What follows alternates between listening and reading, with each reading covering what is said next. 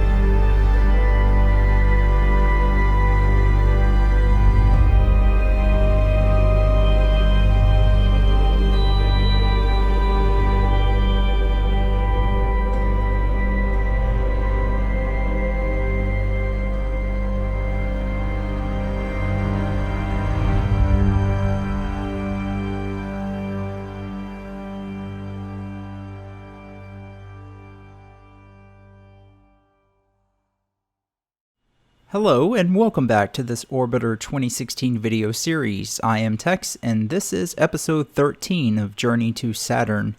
So we're actually just jumping straight in here because we had a bit of a cinematic intro. And basically what has happened in the last episode, the lander hit some water that was ejected from Enceladus.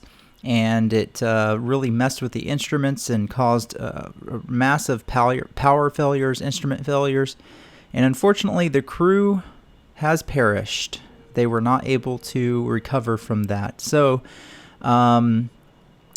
it was decided by unanimous vote by the crew on board Deep Star to go ahead and attempt to send 2 crew members down here with the last remaining lander to investigate the landing site. And they got down here and, well, you saw what happened. So they did recover the bodies, and they now are on board this second lander here. And what we've got to do in this episode is go ahead and take off from Enceladus and get all of our crew, both living and dead, back up to Deep Star. Now, some things of interesting note here is because of Enceladus has such little gravity, and it's so close to Saturn here that it really the standard instrumentation I had all kinds of trouble trying to get it to work. For example, like the Align Plane MFD, but nevertheless, Deep Star is in alignment with our landing site, and it's approaching it now, as you could see there. On the map, MFD, if you look there, you can see Deep Star is moving kind of toward the east, toward the right where we are. And basically, I'm just going to do like a Buck Rogers ascent here, just to be different, just for something fun. So my thinking is, if I time this right, I can just shoot straight up as Deep Star is approaching, and then essentially just turn the direction Deep Star is traveling, and then burn again to circularize the orbit, and we should be right there next to Deep Star. in theory. We'll see how that works out. So we're actually launching now, of course, and like I said, I'm just going to go straight up. I turned on the horizon level hold autopilot, and we're looking at Deep Star's altitude right now on the orbit MFD is about 191.3 kilometers. So we want to watch our apoapsis and shut down somewhere around there, and I've already overshot it. The hover engines didn't come down to 0 as quickly as I thought they would. So I'm going to use linear RCS now and just translate down to bring that apoapsis back down to around 191 kilometers, which matches Deep Star's altitude. That was just my mistake. Again, you know, I'm used to the XR2 where everything is pretty much instantaneous, so, or at least the main engines, you can cut them instantly. No big deal though, we just wasted a little bit of extra fuel, but we are doing this Buck Rogers anyway, so our focus is not on saving fuel per se.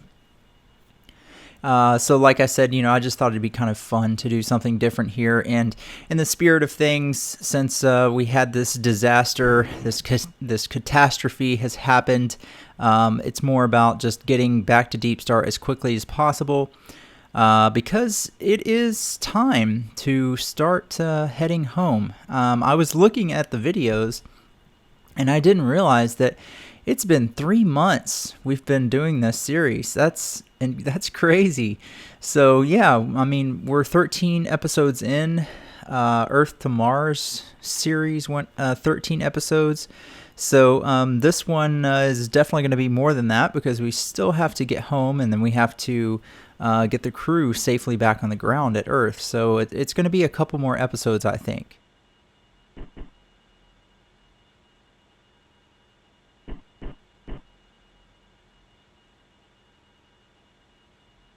You can see that we are basically heading straight up, and I'm just rotating here so that we can actually see where Deep Star is, and there it is inside of that box with Saturn in the background looking big and beautiful there. And I'm not sure about the timing on this, so that was really the big question mark. How long is it going to take us to coast up to that apoapsis? And it's looking like it's going to take us too long to get up to apoapsis, which means Deep Star will have already flown over the top of us.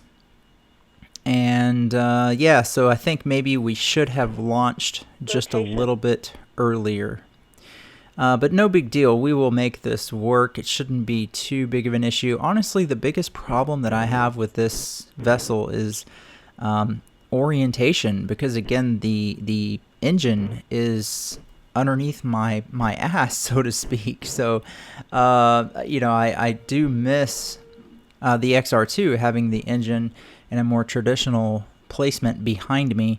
I just like winged vessels, so that just makes sense to me. But you know, we're in space and we don't need wings. Where we're going, we don't need wings.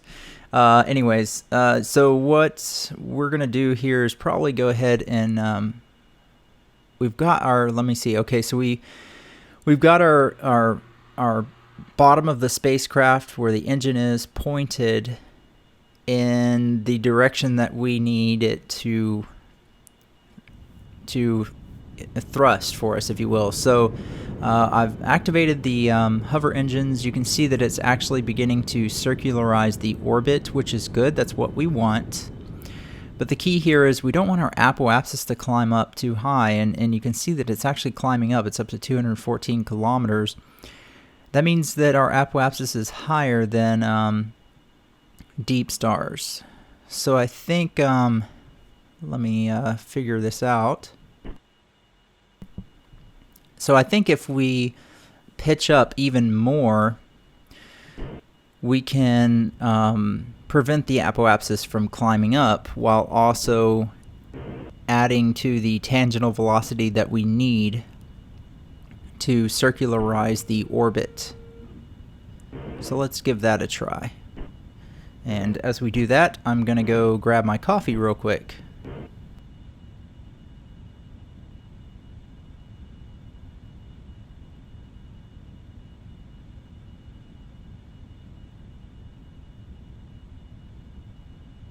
Translation.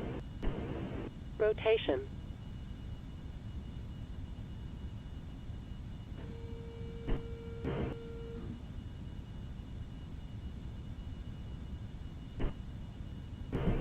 Okay, so you can see that I've have the hover engines on just a little bit. So, it's not full power, so the changes are happening much slower, which allows me to really try and use rotational RCS to figure out how I can get this velocity vector here over to Deep Star, which is essentially the goal. We want our velocity to be carrying us toward Deep Star so that we're actually closing on Deep Star. And, it doesn't seem like I want it to go up, and it's going up, but I also want it to go over to the left. So I was trying to rotate left and right, and I couldn't really tell if it was making a difference. So I think what I'm going to do now is just focus on getting it up at the same level as Deep Star. Then I should be able to use linear RCS to bring it back over to Deep Star, because our velocity here over Enceladus is not anything really crazy. In fact, if you look at orbit MFD, what is that? 112 meters per second? Is that right? That's insanely slow. So that's not a big deal at all. In fact, just using linear RCS at this point with a little bit of hover engine still. We're about to cut the hover engines. Still using linear RCS. Hover engines are now off, and last little bit of linear RCS got the velocity vector directly over Deep Star, so that looks great. So we're on course. Like I said, it wasn't obviously with the goal of being fuel efficient, but I don't think it was really that bad. But you can tell by looking at the orbit MFD that we're obviously in an unstable orbit. We have our apoapsis that comes up to Deep Star, where our interception will occur. But if you look at our periapsis, it's well below the surface of Enceladus. So it's quite obvious what's going to happen here as we encounter Deep Star. In order for us to match velocity with Deep Star, it's also going to circularize our orbit and bring our periapsis up away from Enceladus.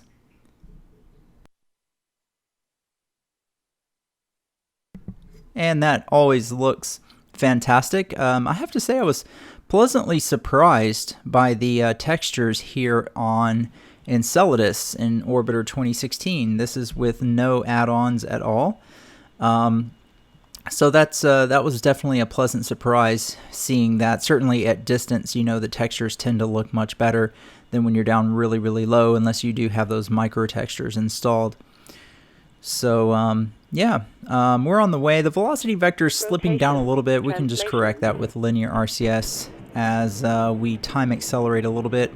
We're going to take our time getting here because just want to make sure that everything goes smoothly. We've already lost some crew members, and we've already lost one of our landers. So we certainly don't want to lose any more people.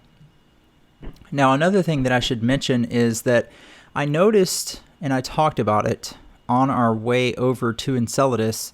I think it was on our way to Enceladus when it became really obvious, was that Deep Star was imbalanced, and I believe it had to do with the fact that one of the landers still had a tank full of fuel, and the other one had some depleted because obviously we had landed on the surface of Rhea, and that basically caused a balance issue, so that when I was burning, it wouldn't stay pointed in the direction that I wanted it to point. I had to manually Buck Rogers the rotational RCS, and that's not easy. That's not the way to, I want to have to do things for our trip home.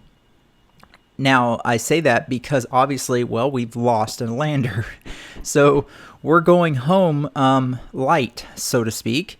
And you can imagine that that's going to cause a huge balance issue I even had that problem trying to get out here while bringing Mav on Deep Star, and ultimately had to send Mav ahead of us, on an unmanned rocket type of mission. So I think what we're going to have to do is undock this lander we're in here after we get our crew on board Deep Star, obviously, and leave it here behind. The question is, should we just leave it orbiting Enceladus, and basically it will probably either crash into Enceladus or escape Enceladus and end up perpetually orbiting Saturn? Or should we crash it into Saturn, sort of a homage to Cassini's fate? Let me know in the comments below what you guys think we should do with this remaining lander. Should we just crash it into Enceladus, just undock it and see what happens to it and just take off and leave it? Or should we crash it into Saturn? I'd love to hear your thoughts. Okay, so we're getting pretty close here. We're within 5.5 kilometers and pretty much pointed, I think, the correct direction. And so we're going to be burning with our hover engines here. We'll just put a little bit on and bring down that closure velocity. Pretty standard stuff. Now I'm going to pitch up a little bit because you can see the velocity vectors actually sort of coming away from Deep Star, and we obviously don't want that. So I think if I pitch up a little bit more, that's working. We'll just prevent that from climbing away from Deep Star. We do want to scrub some of this velocity, but that's in the grand scheme of things, it's honestly not that bad.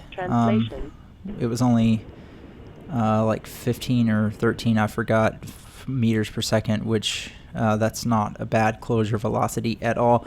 Everything is much slower here on Enceladus, obviously, because it is such a small body. Take a look at the orbit MFD and you can see exactly what I was talking about, how by matching our velocity with Deep Star, it's basically accomplishing the task of circularizing our orbit, and we are now in a stable orbit around Enceladus.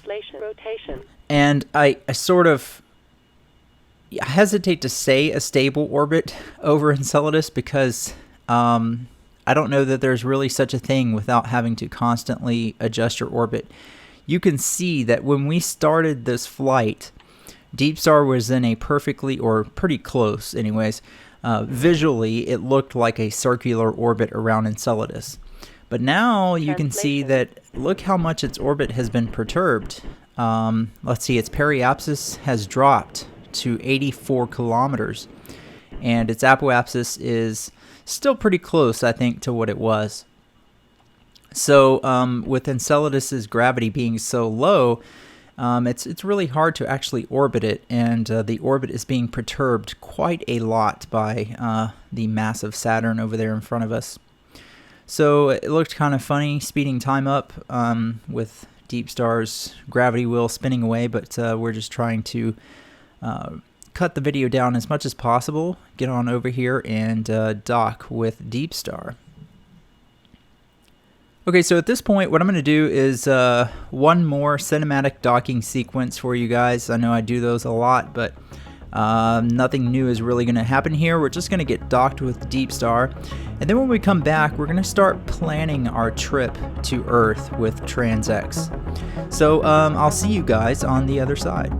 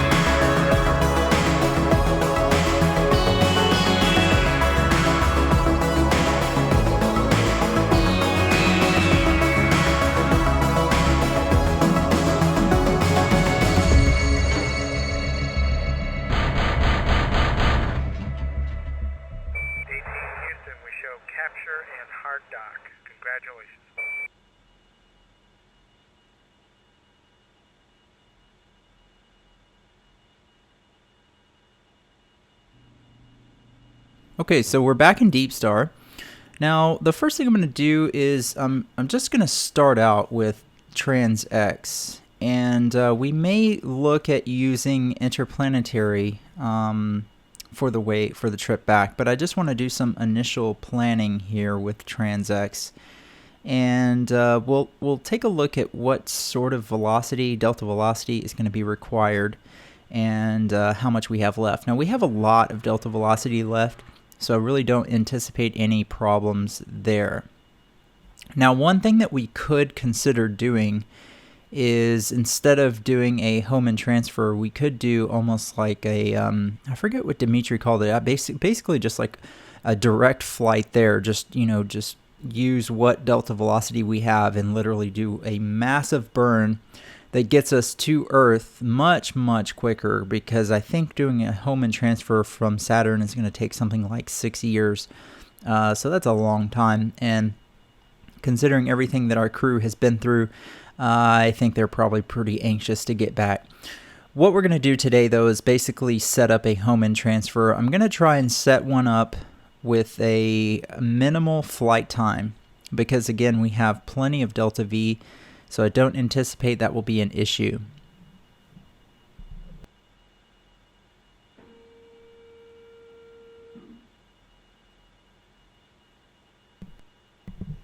Okay, so just grabbing my notes here. I did already pre-plan our trip back, and according to my notes, we were looking at about 2,288 days total flight time. So that's about 6.2 years. That is a long time. The eject delta V was 5,276 meters per second. So we can see, looking at the bottom of TransX, our total delta V and our time of flight days listed there. So what I'm going to try and do is find a different solution from the one I had already pre-calculated at the beginning of this series, and still using a home and transfer, just see how low I can get that time of flight days down to, while still remaining within the fuel constraints that we have, which aren't really that much of a constraint, honestly. So let's just play around with the variables here. The eject MJD, according to the plan that I had already calculated, was 59506.0, and this one, as of now, is at 59436, but we're still a ways off. You can see our closest approach isn't anywhere near Earth yet. So we'll see as I adjust the prograde velocity, which direction do I need to adjust the date to bring that closest approach down.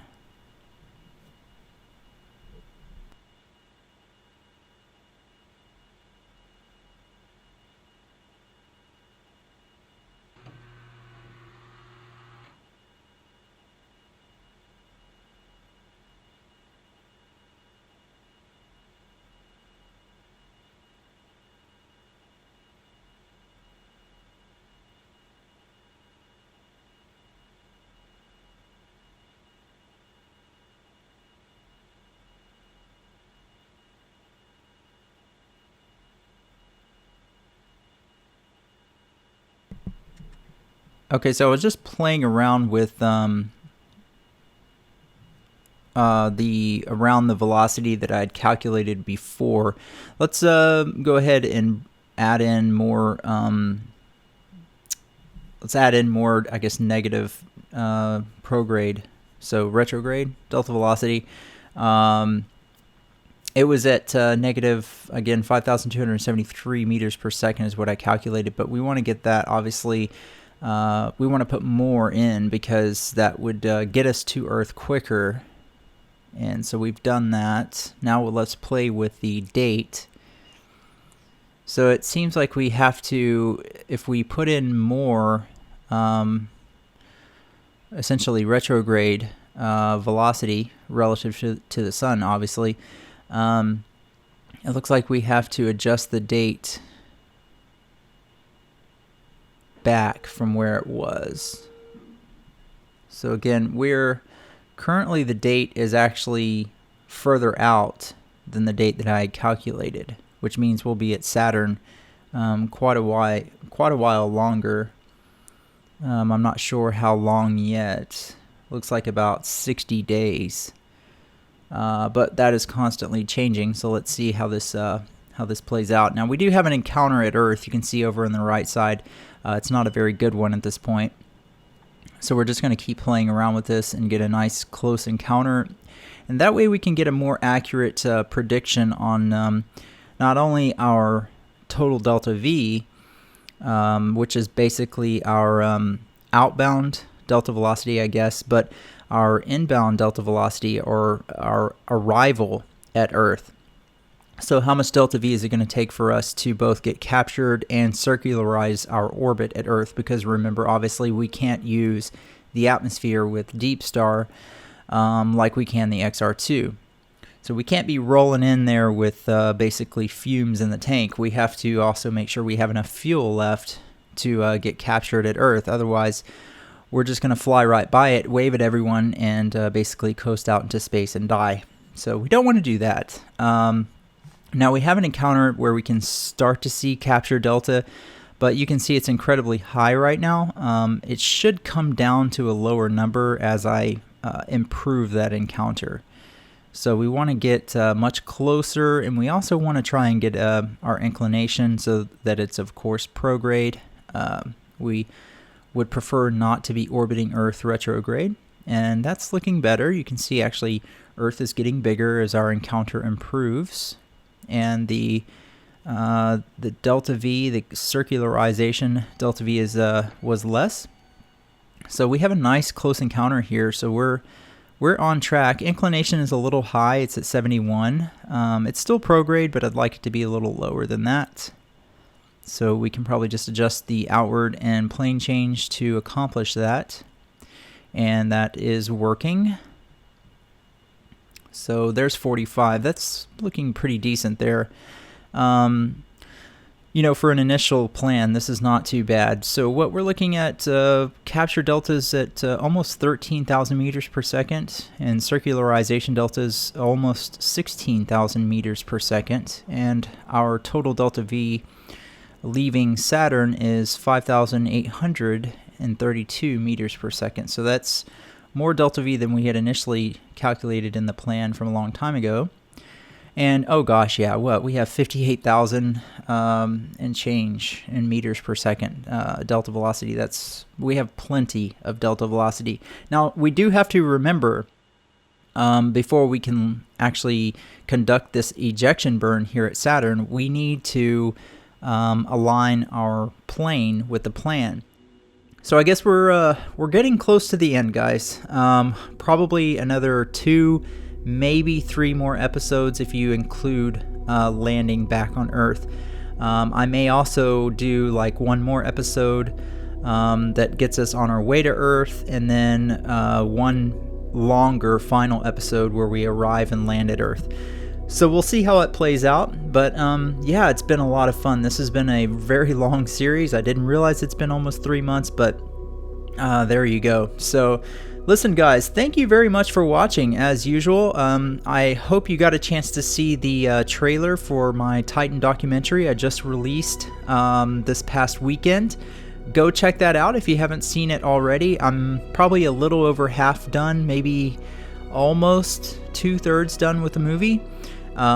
Next week there will be no orbiter video because I'm going to be on Christmas vacation with family, so I won't be able to work on that. So we'll be wrapping up the series in the first part of the new year.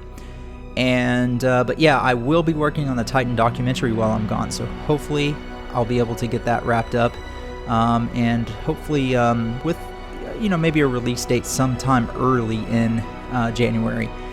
That's the goal. We'll see how it pans out. Alright guys, listen, once again, thanks for watching, and hope you guys have a great holiday. If you celebrate Christmas, Merry Christmas. If you don't, Happy Holidays. Whatever it is you celebrate, just enjoy time with family, friends, and until we return, take care guys, and I will see you then.